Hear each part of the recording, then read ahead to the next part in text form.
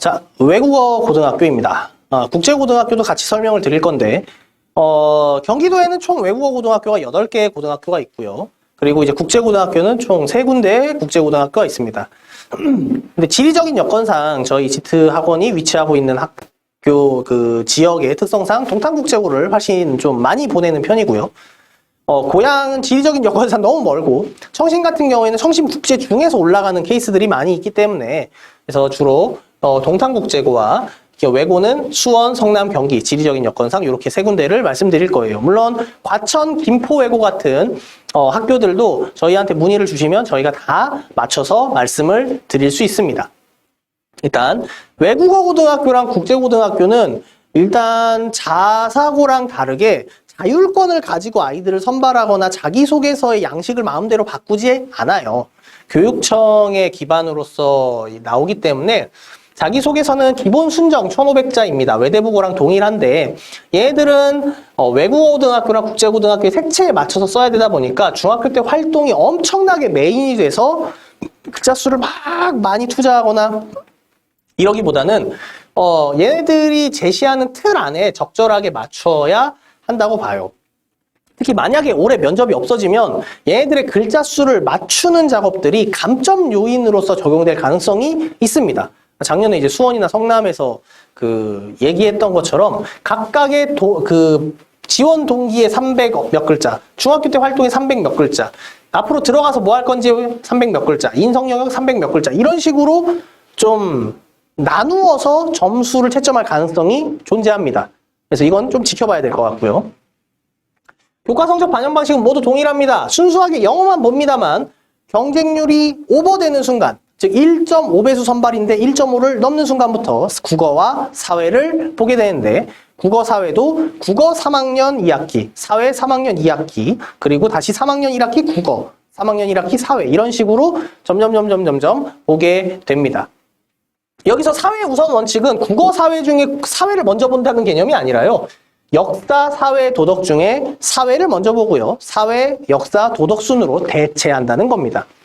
그러니까 일단 영어가 올 A면요. 동점자가 많이 발생하는 경쟁률 오버 상황이 생기지 않으면 서류는 무조건 패스가 되는 거고요. 경쟁률이 학과별로 좀 많이 상이한데 경쟁률이 오버되는 경우에는 국어, 사회도 A여야지 이 친구가 들어갈 수 있습니다. 면접 방식은 학교마다 조금씩 차이가 있는데 기본적으로는 공통질문 플러스 개별질문으로 구성되어 있어요. 근데 코로나에 의해서 단계가 좀 바뀔 때마다 공통질문이 삭제되거나 할 수 있는 교양성도 있고요. 3, 4단계 시 면접을 취소한다는 가능성이 공지가 되어 있습니다. 그래서 동탄국제고는 만약에 3, 4단계라고 한다면 비대면 면접을 볼 건데 이 비대면이 방문 비대면 면접으로 제가 지금 보고 있어요. 그래서 동탄국제고는 면접을 보겠다라는 어쨌든 취지를 계속 어필하고 있고요. 수원, 성남은 이미 작년에 안 봤었기 때문에 수원, 성남이 올해도 안 볼 가능성이 있어요. 이 단계가 계속 유지 시에는. 경기외고는 그냥 3, 4단계 시에는 변경하거나 면접이 취소될 가능성이 있다 정도만 이야기하고 있습니다. 학교 경쟁률을 보는 건 의미가 없고요. 지원하고자 하는 학과 경쟁률을 보셔야 합니다. 그래서 영어, 이제 중국어, 일본어, 기본적으로 영중일은 다 깔려 있는 거고요. 특수어문학과로 이제 제가 불리고 있는 러시아어학과, 스페인어학과, 독일어학과, 이런 학과들의 경쟁률이 다른 학과들의 경쟁률과 항상 상이합니다. 그래서 눈치 지원이 좀 많이 진행되는 경향이 있어요, 외고 쪽은. 근데 눈치 지원에 의해서 학과를 바꾸면 자기소개서의 입학 지원 동기를 좀 바꿔야 되는 이런 경향성도 두드러지는 학교입니다. 경쟁률을 하나씩 좀 보시죠. 동탄국제고는 참 학생들의 학교 충성도가 높은 학교예요. 그러니까 자기네 학교의 만족도들이 굉장히 높고요, 아이들이. 이게 좀 변경점이 있었는데 2020년도에 경쟁률 2대1 나왔는데 이때 서류 경쟁률이 2대1을 넘어야지 이제 털어내는 경쟁이었거든요. 그래서 이때 영어든 국어든 뭐든 B가 있는 애들이 다 서류에서 합격을 해서 면접 가능성을 이렇게 얻게 됐어요. 그러다 보니까 2021년 작년이죠. 작년에 경쟁률을 서류 경쟁률 1.5배수로 낮췄습니다. 그러니까 처음에 2.04 경쟁률이지만 여기서 서류에서 1.5배수만 남기고 가는 거예요. 그러니까 영어랑 국어, 사회가 A인 친구들을 받겠다라는 생각을 강하게 가지고 있다는 걸 알 수가 있었죠. 그리고 올해도 1.5배수입니다. 근데 이 경쟁률이 1.5 정도에서 머물지 않을까라는 작년에 제 예상이 조금 빗나갔어요. 학생들이 그만큼 동탄국제고를 아직도 많이 선호하고 있다는 겁니다. 의외였죠. 왜냐하면 제가 작년 설명에서도 좀 세게 얘기했는데 국제고가 지금 약간 지는 해 느낌이거든요. 이 국제고등학교에 가가지고 남은 거라고는 입시학적으로 봤을 때는 별로 남는 게 없고 학생의 만족스러운 고교 생활을 위해서는 남는 게 있는 이런 형태가 된다는 거죠. 특히 정시 비중이 40%까지 이렇게 확충되었는데 국제고를 간다는 건 진짜 해외 대학으로의 진출을 목표로 하고 있는 것인가? 학생부 종합 전형을 가지고 여전히 상위권 대학을 뚫어보겠다는 건가? 조금 의아합니다. 예, 그래서 제 개인적 견해로는 경쟁률이 1.5 정도로 맞춰줘야 된다고 생각을 하는데 그렇지 않고 계속 2배수가 이렇게 좀 오버되거나 이 정도로 경쟁률이 맞춰진다고 하면 국제고에 대한 선호가 아직도 좀 계속되고 있구나. 현실과 별개로 선호는 계속되고 있구나라는 분석을 할 수는 있겠네요. 경기외고입니다. 이 경기외고가 되게 좋은 학교인데 항상 경쟁률이 좀 낮았어요. 수원, 성남에 비해서. 이게 이유가 단순한데 두 가지 때문에 그렇습니다. 첫째는 어머님들이 이미 인식하고 있는 인식이 경기외고는 들어가면 빡세다예요. 네, 들어가면 좀 빡셉니다. 수학 문제들도 상당히 어려운 편이었어요. 그리고 두 번째는 사립입니다. 그러니까 학비가 조금 비싸거든요. 근데 그만큼 입결이 좋아요. 네, 수원, 성남에 비해서 경기외고가 입결이 훨씬 좋습니다. 근데 그런 어떤 들어가면 힘들다라는 부분 때문에 경쟁률이 상당히 낮게 추산되어져 있었죠. 이 낮게라고 하는 건 다른 학교 대비 낮다라는 개념입니다. 수원과 성남 대비 경쟁률이 좀 낮았는데 작년에 유일하게 면접을 봤죠. 면접을 봤어요. 그래서 영어과 경쟁률이나 중국어과 경쟁률을 보시면 경쟁률 되게 낮은데? 라고 생각할 수 있는데 수원, 성남외고 경쟁률이 떨어진 거랑 비교하면은 네, 어느 정도 준수하게 선방한 케이스입니다. 네. 경기외고 경쟁률은 면접 여부에 따라서 좀 달라질 거라고 생각을 합니다만 외국권 선호 현상은 날이 갈수록 조금씩 더 줄어들고 있어요. 경쟁률이 계속해서 조금씩 줄어들고 있고 실제로 외고 국제고에 지원을 희망하는 학생들의 전체 모수도 점점 줄어들고 있는 게 사실입니다. 그래서 경쟁률이 면접을 본다고 하더라도 한 1.3 정도에서 유지가 되거나 그거보다 조금 더 낮게 추산되지 않을까라고 생각을 하고 있어요. 올해 미달 날 수도 있는 가능성이 저는 있다고 봅니다. 수원외고를 보시면서 이제 앞에 경기외고 이야기가 무슨 말인지 알 수 있을 거예요. 수원외고가 면접을 안 봤어요. 수원외고 면접 안 보고 이게 추첨제를 했거든요. 성적이 똑같은 애들끼리. 그러다 보니까 경쟁률이 정점을 찍었을 때는 막 2020년 프랑스어학과 2.35 대 1 이거 서류 1.5배수 선발입니다. 1.5배수 선발인데 이렇게 썼다는 건 얘네들이 전부 다 국영수 그러니까 영어, 국어, 사회가 다 A였다는 소리예요. 안 그럼 이렇게 쓸 수가 없어요. 서류에서 떨어질 테니까. 근데 이제 작년 경쟁률 보시면 일본어학과 1명 떨어졌죠. 프랑스어학과 2명 떨어집니다. 중국어과 7명 떨어지고 러시아어과 미달 나고요. 영어과 이제 25명 떨어지는 형태가 됐죠. 이러다 보니까 경쟁률 모집단이 엄청나게 하락했죠. 전체적으로. 1.75 대 1에서 1.13 대 1. 그러니까 겨우 미달을 면한 수준이 돼버렸단 말이에요. 면접을 안 보고 땡땡이를 하게 되면 생길 수 있는 일이라는 거예요, 이게. 이게 앞서 제가 이제 오늘 설명이 시작할 때 얘기 드렸던 자사고가 선발권을 폐지당하게 되면 벌어질 수 있는 일을 사실 미리 보고 있다라고 저는 생각하는 거죠. 추첨제로 돌리게 되면 이렇게 될 거다. 라는 소리가 됩니다. 올해도 만약 3, 4단계가 계속 유지가 돼서 면접을 안 본다고 하면 이 경쟁률이 그냥 딱 1.1대 1 정도로 유지가 될 가능성이 있어요. 눈치 지원할 거거든요. 눈치 지원. 그래서 면접 여부가 저는 굉장히 중요하다고 봅니다. 성남외고도 마찬가지죠. 독일어학과 2.23 대 1 특수어문학과로 경쟁률이 굉장히 높게 추산됐던 반면 작년 면접을 안 본다는 이유만으로는 설명되기 어려울 정도로 1.15 대 1까지도 경쟁률이 급감했습니다. 그러니까 두 가지 해석이 동시에 겹쳐지는데요. 면접을 안 보니까 면접을 보는 학교로 가야지라고 해서 경기외고 경쟁률을 살펴보았을 때도 그냥 외고를 지원하는 전체 모수 인원이 연도마다 점점 줄어들고 있다라는 생각이 저는 계속 들어요. 이때 2019년도에는 이제 수원외고, 경기외고가 좀 많이 나눠 먹었고요. 경쟁률이 좀 높았던 2020년도 같은 경우에 지원 인원이 340명이었는데 작년에는 지원 인원이 226명이라는 거죠.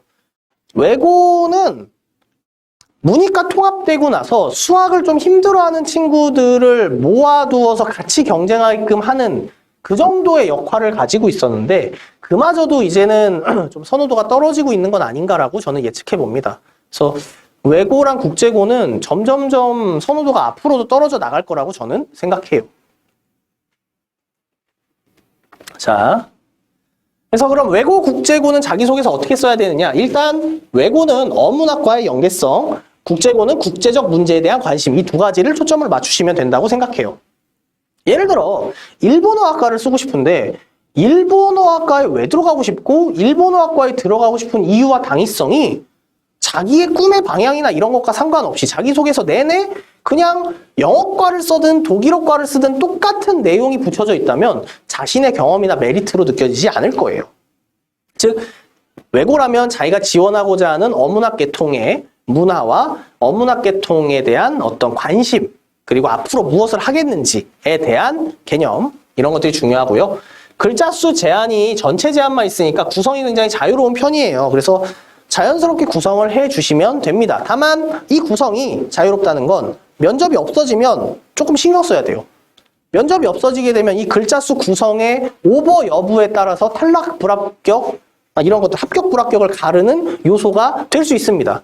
작년에 성남외고, 수원외고가 그랬거든요. 왜 그 학과여야 하는가? 왜 국제고여야만 하는가에 대한 당위성이 필요하다고 저는 생각합니다. 자기소개서를 쓸 때부터. 이러한 당위성이 없으면 그냥 굳이 국제고나 영어학과나 외고여야 될 필요가 없어요. 그러니까 내가 관련된 희망 진로도 그쪽으로 가지고 있고 그러한 여러 가지 것들이 이 학교여야만 하니까 내가 꼭 이렇게 들어가고 싶어요라는 걸 좀 학과와 국제성이라고 하는 이 두 가지 요소에서 어필을 해야 된다고 생각합니다. 이제 저와 우리 지트 선생님들의 이제 생각인데요. 학습 방법 이거 외고, 국제고 자기소개서랑 면접 준비를 그 어학계통의 학원에서 진짜 많이들 받으세요. 국어학원도 마찬가지고 그 이제 영어학원에서 진짜 많이 받으시는데 그 거기서 받다가 이렇게 이제 좀 오는 학생들을 제가 자기소개서를 살펴보면요. 왜 그렇게 학습 방법, 암기 방법에 집중하는지 잘 모르겠어요. 자기주도 학습에 해당 어문학 공부를 해보았다라는 관점이 아니에요. 영어 단어를 어떤 식으로 외웠는지 내가 수학, 사회 공부를 어떤 식으로 했는지가 자기주도 학습이 절대 아니란 말이에요. 저희 외고, 국제고 합격률 90%대까지 올라갔었었고 작년에도 면접이 있었었던 시기만 하더라도 저희 이제 막 수원외고, 성남외고 합격률 93% 막 이랬거든요. 그렇다고 해가지고 10명 썼는데 9명 붙었다 이런 개념도 아니고 지원 인원도 많아요. 20명대고 그런 형태인데 저희가 매번 자기소개서를 이렇게 안 쓴단 말이죠.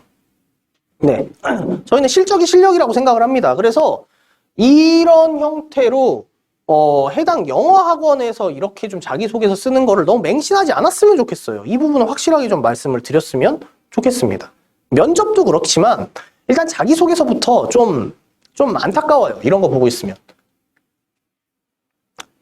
그러니까 저희 높은 합격률은 역시나 이 주도학습 그리고 면접이라고 생각해요. 자기주도 학습의 깊이 수준이 누구는 영어 단어 외우는 방법을 이렇게 나열하는 것에 그쳤다고 하면 우리 학원 같은 경우에는 애들이 이제 자기가 심도 깊게 공부해보고 그 경험에 대한 것들을 작성하기 시작하니까 PD를 하고 싶다. 방송 PD 하고 싶은 거 한참 옛날에 많았었거든요. 해당 국가, 러시아 쪽의 어떤 PD나 대중문화에서 무엇을 배울 수 있는지에 대한 깊은 고민이나 관심 같은 걸 보고서를 쓰거나 수행평가로 쓸 수 있으면 그게 제일 베스트 아닌가요? 근데 왜 자꾸 이제 영어 공부나 수학 공부 방법을 자꾸 쓰냐는 거죠. 과학 공부 방법을 쓰고 국어에서 어떻게 공부했는지를 쓰냐는 거죠. 그리고 그 쓰는 방법이 또 되게 매력적이라면 모르겠는데 대체로 매력적이지 않거든요. 네, 그런 것들을 좀 생각해 주시면 너무 깊은 자주도 학습, 우리가 자사고, 외고, 국제고 했을 때 자사고에서 쓰듯이 외고, 국제고 자기소개서를 쓰면 높은 합격률이 나온다고 저는 생각을 하는 거죠. 면접 질문 같은 경우도 이건 이제 자랑이죠. 이런 면접 질문은 이미 이제 많은 인문사회학적인 면접 질문들을 김천고등학교, 북일고등학교, 뭐 이제 상산고등학교 독서질문 등에서도 많이 만들었는데 외고국제고는 묘하게 양자택일형 형태의 질문을 굉장히 많이 내고 제시문의 길이가 공통질문이 존재할 때 굉장히 길었어요. 수원외고 공통질문 같은 경우에는 거의 A4 용지 한쪽을 가득 채울 정도였는데 질문을 읽고 제시문을 읽고 답변을 생각할 수 있는 시간이 고작 5분이었죠. 청남외고도 제시문의 깊이가 굉장히 깊었고 막 단어들도 좀 어려웠는데 이런 걸 읽고 준비하는데 고작 4분의 시간을 준단 말이에요. 그래서 빠르게 읽고 정돈하는 능력이 굉장히 필수고요. 경기외고 동탄국제고는 개별 질문이 공통 질문이 한 줄 내지 두 줄이에요. 제시문 형태의 질문으로 가는 게 아니라 되게 간결하지만 임팩트 있고 깊이 있는 질문을 합니다. 그래서 약간 깊은 생각을 기반으로서 진행을 좀 해야 되는 이런 공통점이자 차이점들이 있어요. 이게 이제 핵심인데 사회 전반에 대한 관심을 다양하게 들 수 있는 그런 예시들과 논리적 근거를 기반으로 이런 상황이라면 저는 이렇게 생각합니다 라는 그런 메시지를 던져주고 내가 그런 메시지를 토론하듯이 이 사람이 만약 이렇게 반박한다면 그런 것을 난 이렇게 답변을 해야겠다 라고 이렇게 서로 좀 주고받듯이 이야기를 미리 계획을 해놓는 게 이 면접 질문을 답변하는 방식에서 굉장히 유효합니다. 또한 시간관리 능력이 되게 필수인데 예를 들어 수원외고 같은 경우에는 맨 마지막에 인성 면접 질문지를 공개를 안 해줘요. 애들한테 안 보여주고 있다가 자 그럼 3번까지 질문 다 하셨네요. 답변 다 하셨네요. 마지막 인성영역 질문 드리겠습니다. 이렇게 한단 말이에요. 그리고 들어가기 전에도 그 인성영역 질문이 면접지에 없지만 나올 테니 시간 관리를 해라 라고 계속 얘기하는데 주어진 시간이 고작 4분이에요. 그러니까 4분 안에 공통 질문에 대한 답변도 해야 되고 개별 질문에 대한 답변도 해야 되니까 굉장히 빠듯하거든요. 모든 학교들이 그렇습니다. 5분 내외에 끝나요. 면접이. 그래서 5분 내외에 끝나는 면접 질문이다 보니까 시간 관리 능력이 굉장히 필요하다라고 정돈하겠습니다. 외고, 국제고 공통 질문에 대해서도 자부심이 좀 있죠.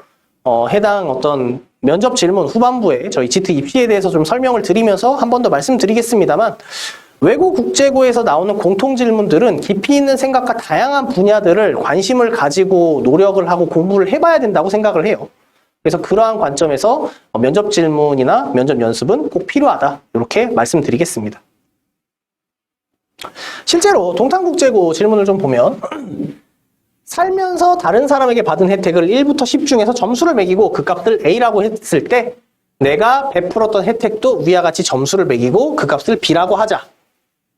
즉 내가 받은 혜택에서 내가 해준 혜택을 뺐을 때 C가 얼마 정도인지 본인 그리고 이게 C가 어느 정도면 이상적이라고 생각하는지 그리고 어떻게 하면 될지 말해봐라라는 굉장히 깊이 있는 형태의 질문이죠. 수치로 표현하고 있다는 것도 재미있지만 이러한 것들을 자신의 경험을 잘 설명하고 왜 그런 수치가 나오는 게 이상적인지를 표현할 수 있어야 되는 형태가 됩니다.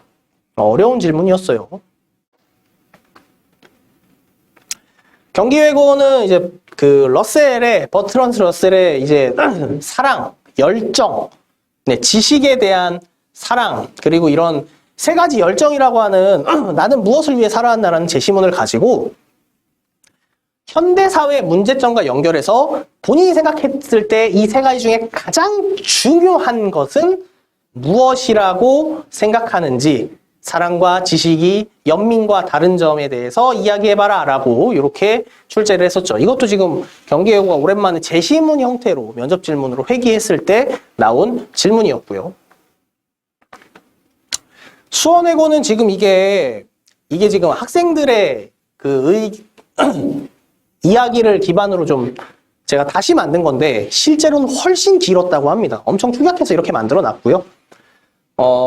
신문 동아리에서 나오는 어떤 갈등에 대한 이야기, 공정과 공평에 대한 이야기, 그리고 표준에 대한 이야기, 이런 것들을 가지고 신문 동아리 부장이라면 어떤 안에 찬성할지 얘기해보세요 같은 이런 질문이 나왔었죠. 뭐 이것도 재작년 이야기예요. 작년에는 안 봤으니까. 자기를 미루고 자기가 하고 싶은 일만 하는 친구에게는 이기적이라고 했는데, 이런 친구를 대상으로 학급 반장 입장이라면 어떤 행동을 해야 할까요? 이런 공통 질문들이 이렇게 출제가 됐었죠. 이게 인성영역이에요, 인성영역. 성남외고, 제시문이 무진장 길었죠.